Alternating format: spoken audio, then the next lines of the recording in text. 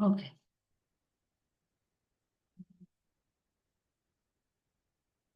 So ఈ శ్లోకం ఏంటంటే శ్రీ భగవాన్ వాచ, భగవానుడు ఇలా పలికాడు. ఏమని?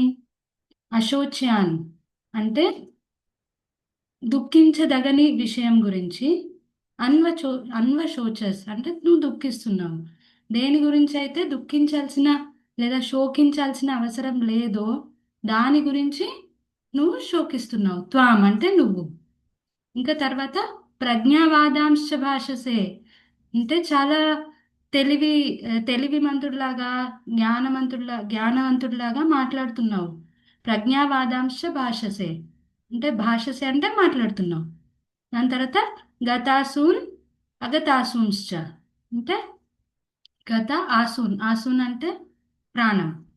అయితే పోయిన ప్రాణము గతాసూన్ పోయిన ప్రాణం గురించి కానీ, అగతాసూంశ్చ పోని ఉన్న ప్రాణం గురించి కానీ, నాను శోచంతి పండిత అంటే శోకించాల్సిన అవసరం లేదు. ఎవరు పండితుడు అన్నవాడు శోకించడు.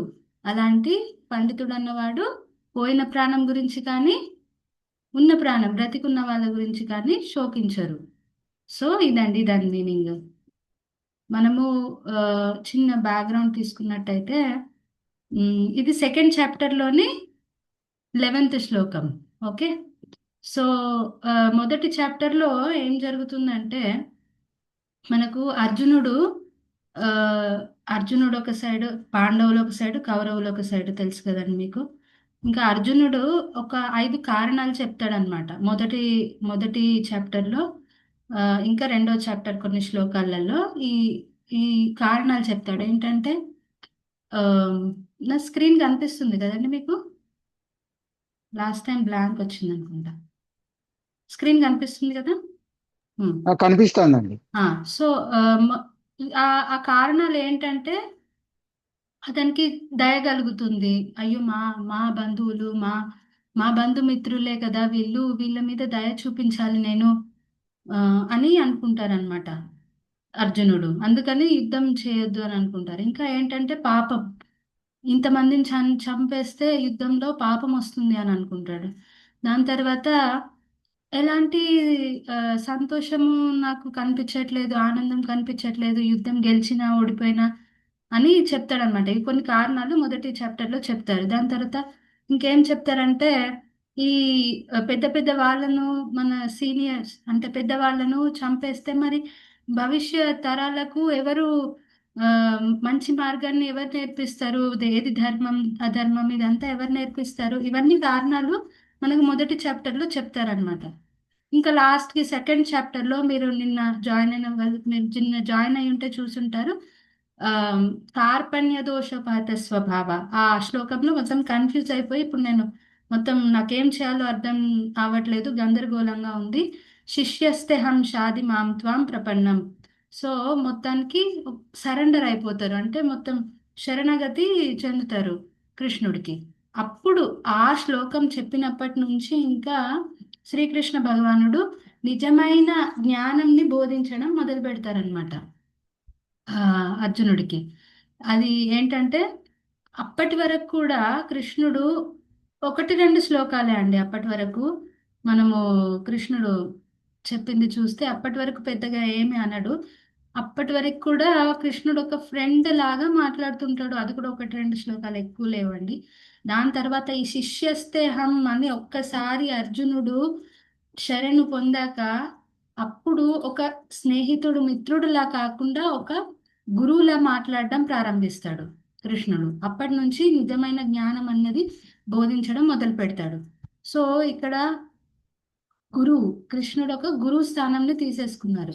సో ఇక్కడ ఏమంటున్నారంటే ఈ శ్లోకంలో చూస్తే కృష్ణ ప్రజ్ఞావాదాంశ భాషసే అంటే చాలా తెలివిపరుడిలాగా మాట్లాడుతున్నావు కానీ నువ్వు ఇండైరెక్ట్ గా పరోక్షంగా పెద్ద మూర్ఖుడివి అని తిడుతున్నారు యాక్చువల్గా ఇక్కడ అర్జునుడిని. ఎందుకంటే ఏమంటున్నారు, పండితులైతే ఇలాంటి వాటికి బాధపడరు కానీ నువ్వేంటి ఇలా బాధపడుతున్నావు అని ఇండైరెక్ట్ అది నేను చెప్పినట్టుగా మూర్ఖుడు అని తిడుతున్నారు ఒక విధంగా చూస్తే. అంటే మొత్తం చాలా గట్టిగా మందలిస్తున్నారు అనమాట, కోప్పడుతున్నారు. సో గురువు అన్నవాడు అలానే ఉంటాడండి. ఎందుకంటే గురువులు అన్నాక మందలించాల్సిందే శిష్యులను. ఎప్పుడు సాఫ్ట్గా సున్నితంగా మాట్లాడాలంటే అది కుదరని పని. గురువు అంటే ఖచ్చితంగా తన శిష్యుడి బాగోగుల కోసం ఆ, శిష్యుడిని గురువు మందలించాల్సిందే. శిష్యుడికి ఏది ఎప్పుడు మంచిదో అది చేయవలసిందే. ఒక డాక్టర్ లాగా మనం పోల్చుకోవచ్చు. ఎలాగైతే డాక్టర్ చిన్న చిన్న ప్రాబ్లంతో ఎవరన్నా పేషెంట్లు వెళ్ళారనుకోండి, మనం చిన్న ఆయింట్మెంట్ టాబ్లెట్లు అవి రాస్తారు. కానీ పెద్ద ప్రాబ్లం ఏదైనా ఉంటే సర్జరీ చేయాలని అంటారు. సో ఇక్కడ డాక్టర్ కానీ ఏదన్నా పార్షాలిటీ చూపిస్తున్నారు, సరిగ్గా చూడట్లేదు, లేకపోతే ఏంటి మాకు ఎప్పుడు మందులే కావాలి అలా సర్జరీలు అవన్నీ ఏమొద్దంటే లేదండి, అలా ఉండదు. ఏ ఏ పేషెంట్కి ఎప్పుడు ఏది ఇవ్వాలో ఎలా చేయాలో అది వాళ్ళకి బాగా తెలుసు. సో దానికి తగ్గట్టుగా ప్రవర్తిస్తుంటారు వాళ్ళు.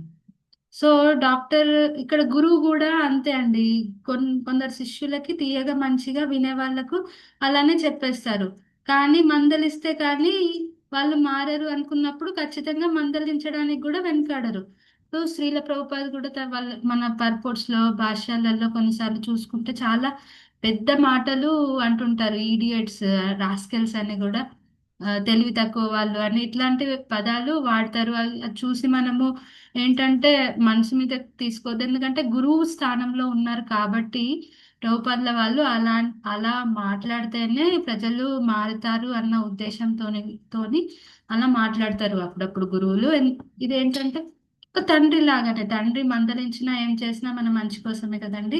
అందుకని ఇక్కడ కృష్ణుడు కూడా గట్టిగా మందలిస్తున్నాడు అర్జునుడిని, ఎందుకంటే తన మంచి కోసమే.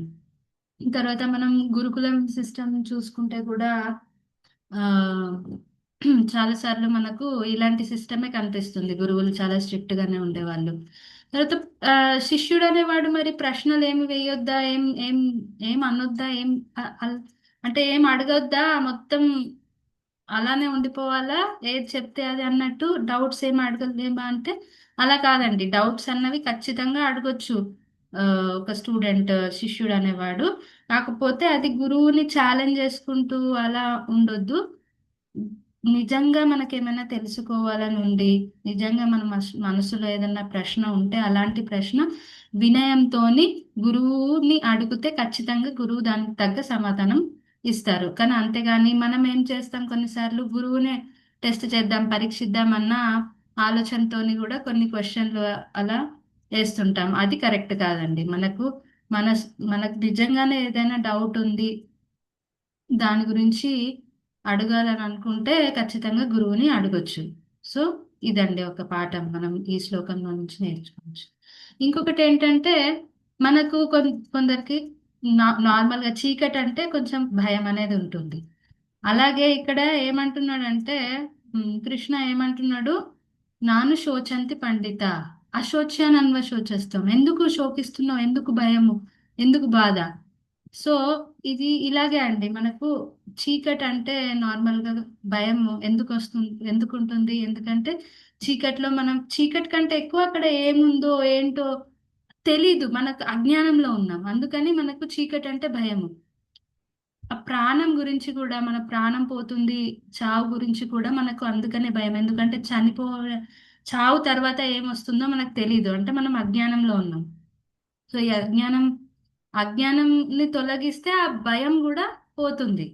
సో ఏ ఎప్పుడైతే ఎగ్జాంపుల్ స్టూడెంట్స్ కి కూడా సరిగ్గా చదువుకొని స్టూడెంట్స్ కి వాళ్ళకి ఎగ్జామ్స్ అంటే భయం అవుతుంది. చదువుకున్న వాడికి కూడా భయం అవుతుంది. కానీ చదువుకొని వాడికి ఎలా అంటే అసలు ఏం రాయలేకపోతాడు, చేతులు వణుకుతుంటాయి, చెమటలు పట్టేస్తుంటాయి. అర్జునుడి పరిస్థితి కూడా ఇక్కడ అలాగే ఉండే. మనం మొదటి చాప్టర్ లో కొన్ని శ్లోకాలు చూస్తే మొత్తం గాంధీవం చేతుల నుంచి పడిపోతుంది, రోమాంచకం అవుతుంది, చెమటలు పడిపోతాయి. అలాంటి భయమే అన్నమాట. సో ఈ జ్ఞానం అన్నది తొలగించడానికి ఏంటి మార్గము అంటే, సారీ, భయం అన్నది తొలగించడానికి ఏంటి, జ్ఞానము. దాని గురించి, దేని గురించి అయితే మనకు భయం అవుతుందో దాని గురించి కొంచెం తెలుసుకున్నాం అనుకోండి, ఆటోమేటిక్ గా ఆ భయం అన్నది పోతుంది. ఎగ్జామ్స్ కి భయం అంటే అనిపిస్తే ప్రిపేర్ అవ్వాలి. ప్రిపేర్ అయిన వాడికి కూడా కొంచెం భయం ఉంటుంది, కానీ ఆయన మొత్తం డిస్ఫంక్షన్ ఏం చేయరాకుండా అయిపోడు. కొంచెం భయం ఉంటుంది కానీ ఆయన ఎగ్జామ్ పేపర్ వచ్చాక మంచిగా రాయగలుగుతాడు, మంచి మార్కులతో పాస్ అవుతాడు. అలానేనండి ఈ మనకు చావు మృత్యువు కూడా ఒక ఎగ్జామ్ లాగానే. మనం మన లైఫ్లో చేసే ప్రతి ఒక్క పని ఈ ఎగ్జామ్, ఫైనల్ ఎగ్జామ్, మన చావు చనిపోవడం ఆ మూమెంట్ కోసం ప్రిపరేషన్ లాగానే, అభ్యాసం లాగానే. So defeat fear with knowledge, అది నేను చెప్పినట్టు జ్ఞానం, మన భయంని మనం జ్ఞానంతోని ఎదుర్కోగలుగుతాం. అండ్ నిజమైన జ్ఞానం అంటే ఏంటి? ప్రభుపాదుల వాళ్ళు మనకు భాష్యంలో చెప్తారు, ఆత్మ గురించి జ్ఞానము, ఇంకా ఈ ప్రకృతి గురించి జ్ఞానము, భౌతికమైన ప్రకృతి, ఆత్మ, ఇంకా వీటిని ఎవరు కంట్రోల్ చేస్తున్నారు, ఆ, దీని నేతృత్వం ఎవరు చేస్తున్నారు, నియంత్రించేది ఎవరు, అతని గురించి, సుప్రీం కంట్రోలర్ నియంత్రించేది ఎవరు, వీటి మధ్యలో ఏంటిది సంబంధం, ఇది తెలుసుకోవడం అన్నది నిజమైన జ్ఞానం అని ప్రభుపాదుల వారు మనకు భాష్యంలో చెప్తున్నారు. అండ్ ఈ జ్ఞానంలోనే మెయిన్ గా మనకు ఇంకా ముందు వచ్చే శ్లోకాలలో మెయిన్ గా రెండు జ్ఞానాలు, రెండిటి గురించి చెప్తుంటారు. ఆత్మ గురించి, ఇంకా భౌతికమైన ఈ దేహం గురించి. ఈ రెండిటి గురించి జ్ఞానం ఇస్తుంటారు నెక్స్ట్ వచ్చే కొన్ని శ్లోకాలలో. దాని తర్వాత ఇంకొకటి ఏంటంటే, చిన్న చిన్న విషయం అండి, తొందరగా క్లోజ్ చేద్దాం. ఆ, ఇదేంటంటే అర్జునుడు ఇంతకు ముందు ఇచ్చిన కారణాలు అవి ఏంటంటే ధర్మశాస్త్రంకి సంబంధించినవి. అంటే అర్థశాస్త్రం అని ఒక, అర్థశాస్త్రాలన్నీ కొన్ని ఉంటాయి, ధర్మశాస్త్రాలన్నీ కొన్ని ఉంటాయి.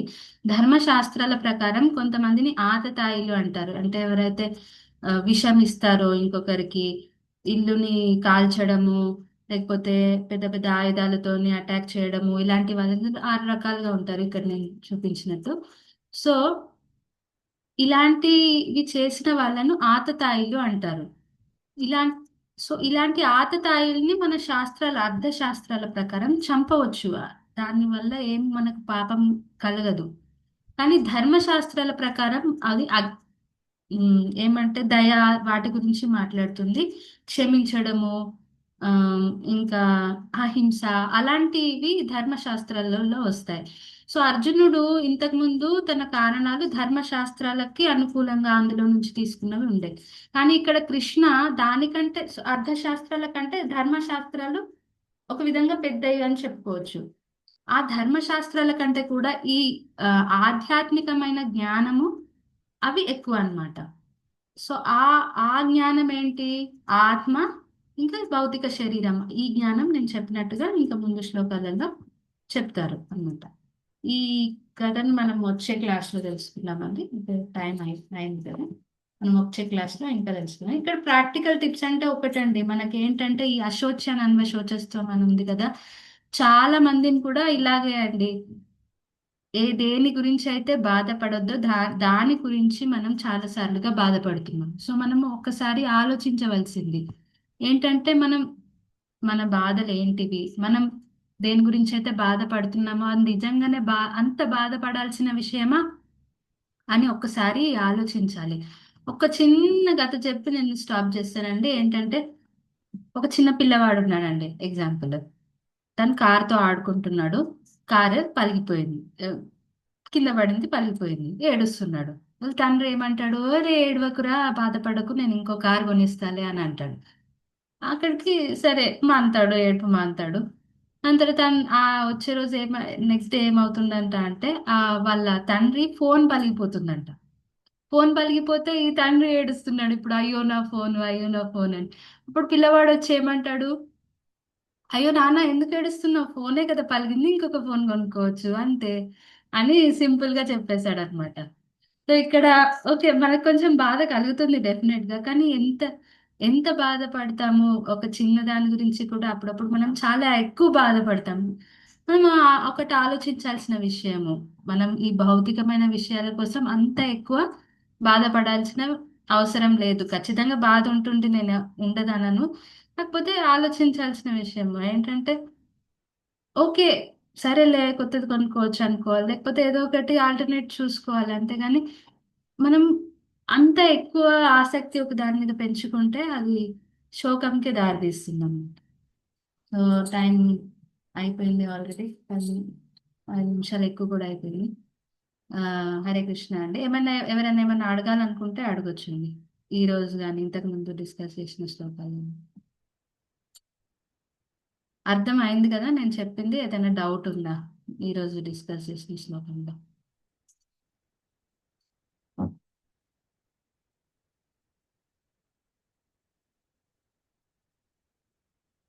హరే కృష్ణ అండి.